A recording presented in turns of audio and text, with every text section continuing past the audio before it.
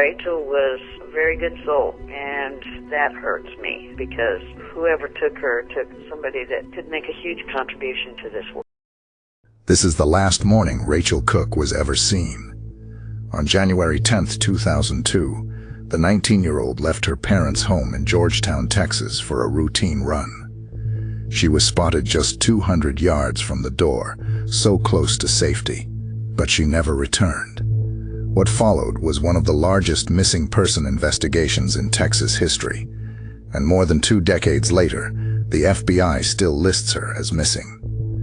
Rachel Louise Cooke was 19 years old, an art student, an athlete, a runner who loved the rhythm of the road. She had been home in Georgetown, Texas, visiting her parents for winter break. Her college life was just beginning. Classes, friends, independence. But in Georgetown, she was still the daughter, the sister, the bright spirit in a close-knit family. Her parents describe her as driven, full of energy, and full of life. Her sister remembers laughter, late-night talks, and a bond that could not be broken. Rachel was a young woman standing at the edge of her future, a future that would vanish on a quiet morning run. My name is Detective Daniel, and welcome to my channel. Before we begin, I'd love to know your name and where you're watching from. Drop it in the comments below. And if you haven't already, kindly hit the subscribe button and join us as we uncover the stories that still demand answers. It was Thursday morning, January 10th, 2002. 19-year-old Rachel Cooke stepped out of her parents' home in Georgetown, Texas. She was back from college, spending her winter break with family. Running was part of her routine. That morning she wore a gray outfit, a green sports bra, and her Asics running shoes. She carried her yellow Walkman, listening to music as she jogged. On her shoulder was a small tattoo of 2 cherries. On her foot, a black star. Around 9:30, Rachel left for a 4-mile run around her neighborhood. These were streets she knew well, quiet roads, familiar houses, and open fields nearby. By about 11 a.m., neighbors saw her again, this time walking along Navajo Trail. She was less than 200 yards from home, so close that she could almost see her front door. But Rachel never made it back. In those last steps, she disappeared, and no one has seen her since.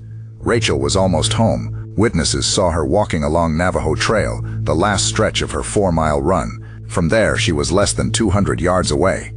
That is only a few steps for a runner, close enough to see her parents' house standing at the end of the road. The neighborhood was open and familiar, houses on both sides, driveways empty. A quiet Texas morning. It was daylight, clear enough that anyone nearby could be noticed. But in that short distance, Rachel Cooke vanished. There were no signs of a struggle, no shouts, no broken items left behind.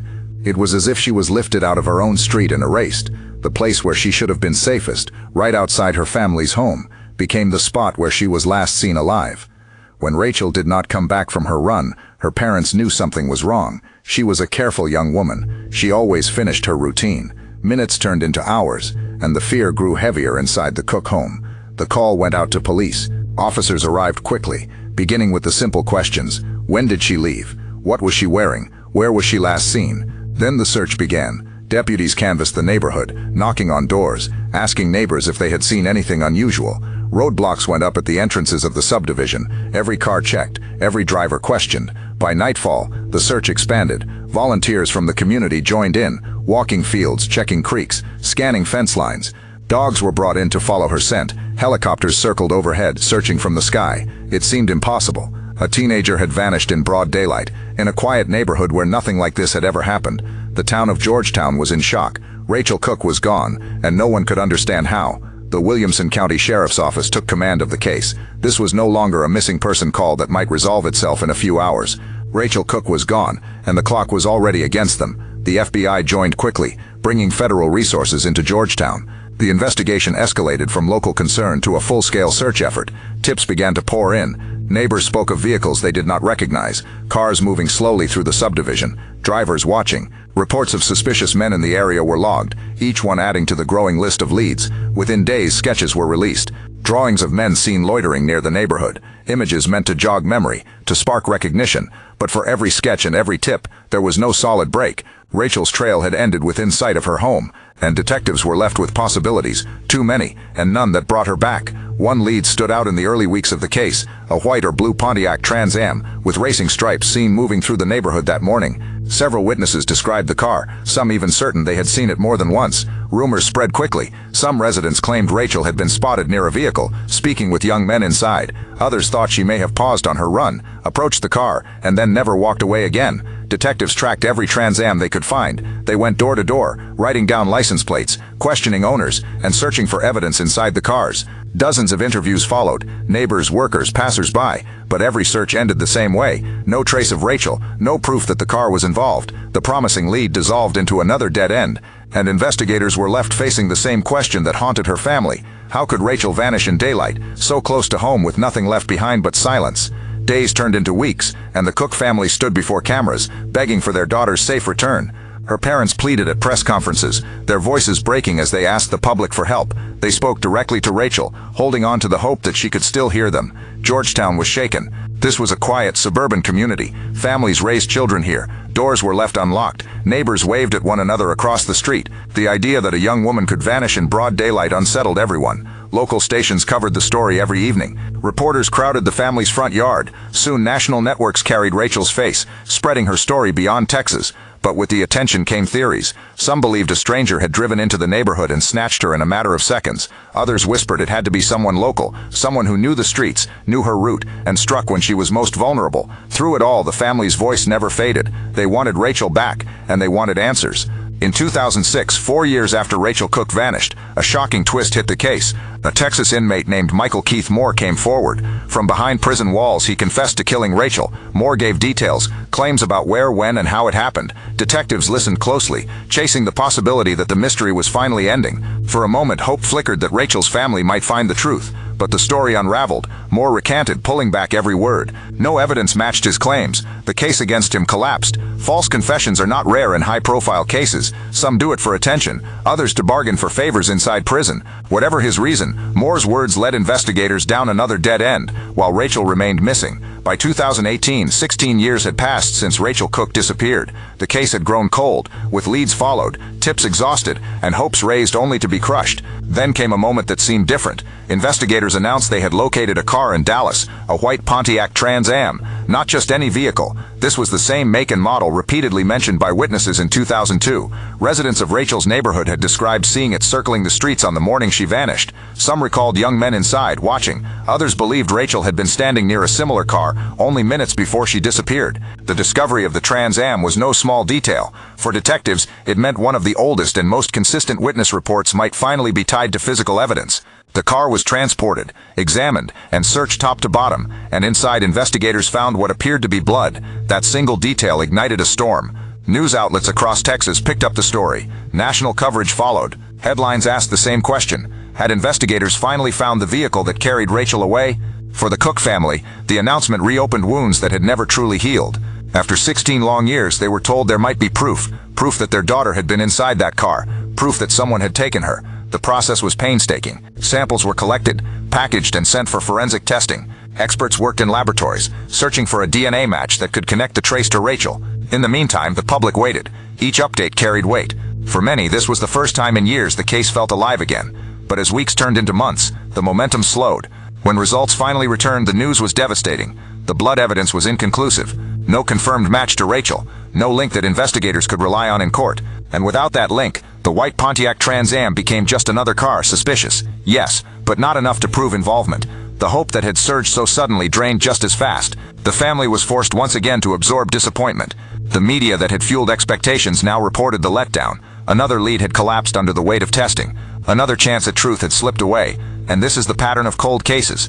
They burn bright when a promising clue emerges. A vehicle, a confession, a new piece of evidence, and then burn out when the science cannot confirm what investigators so desperately want to prove.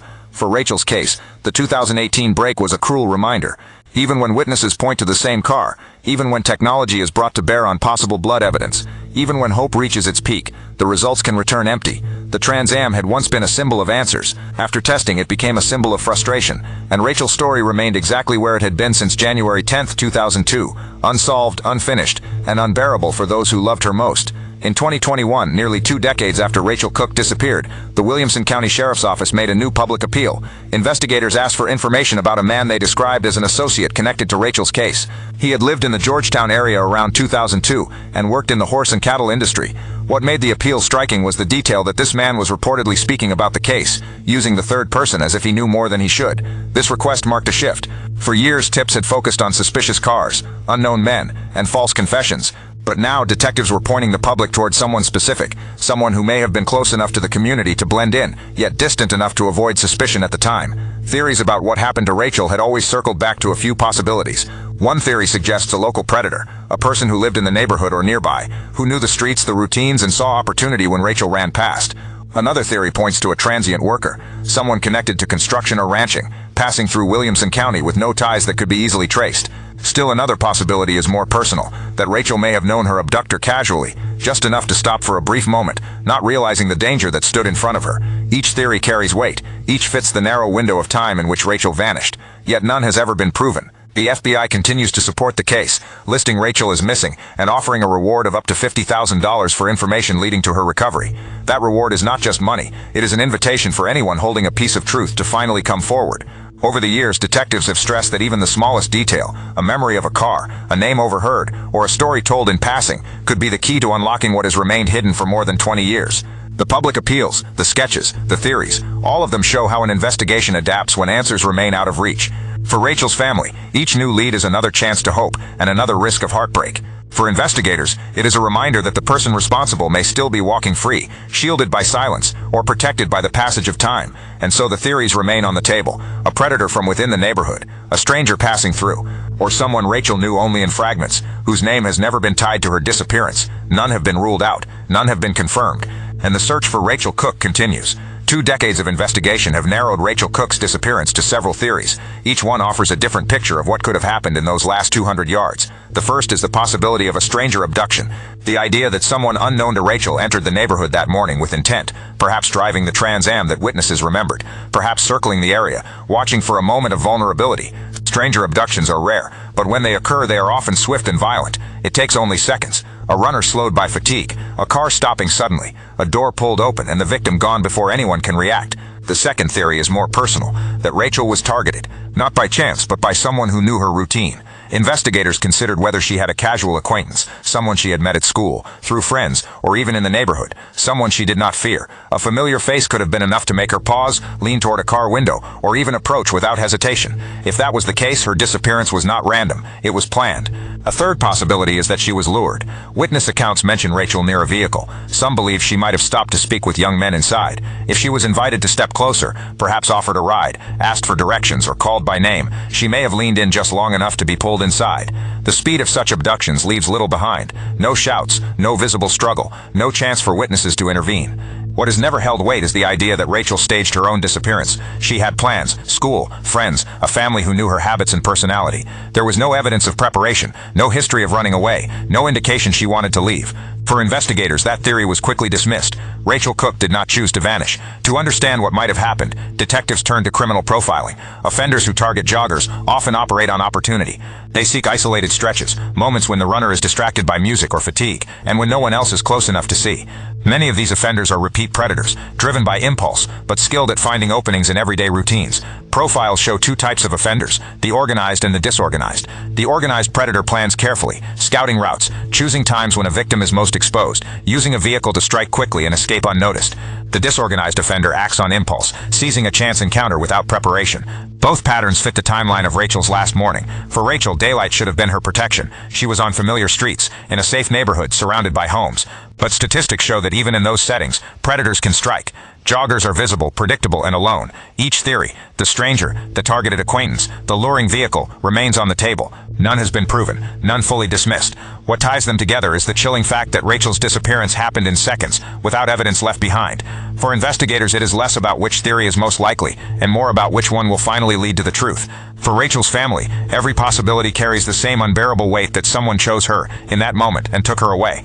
Rachel Cooke vanished in January of 2002, but her case has never been forgotten. Even as the years passed, the search for answers has never truly ended. In Georgetown and surrounding communities, volunteers continued to walk fields, search creeks, and comb wooded areas long after the first wave of media coverage faded.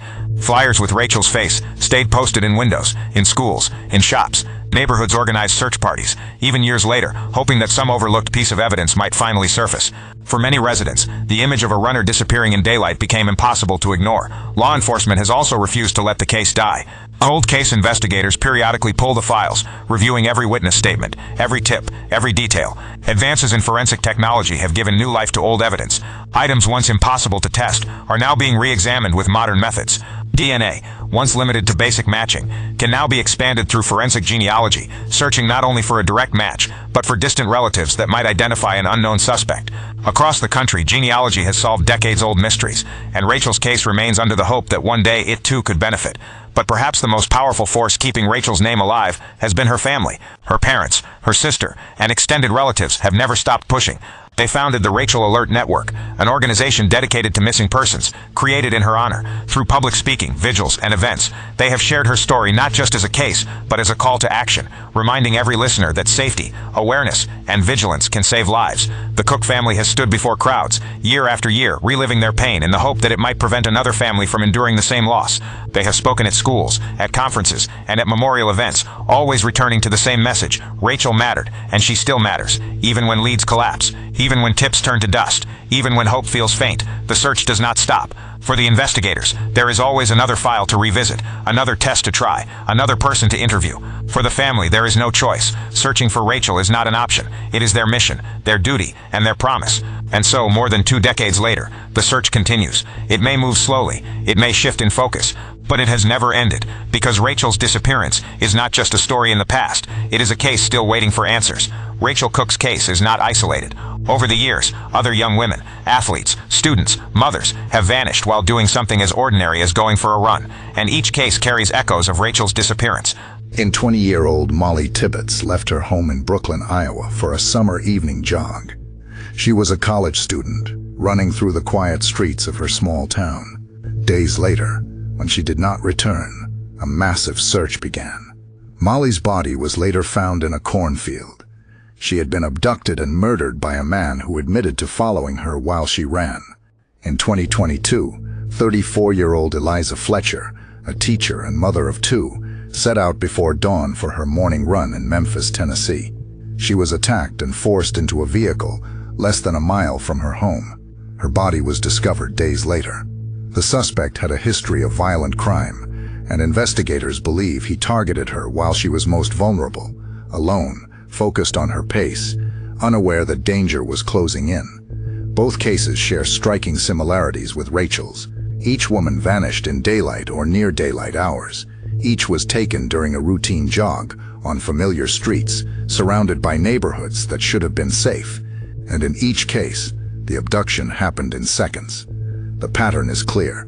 Runners, especially women, are visible, predictable, and often alone. Their routes can be traced, their habits become known. For predators, this creates opportunity. A car pulls alongside, a door opens. The distance between safety and danger collapses in an instant. Experts note that daylight offers no guarantee of safety.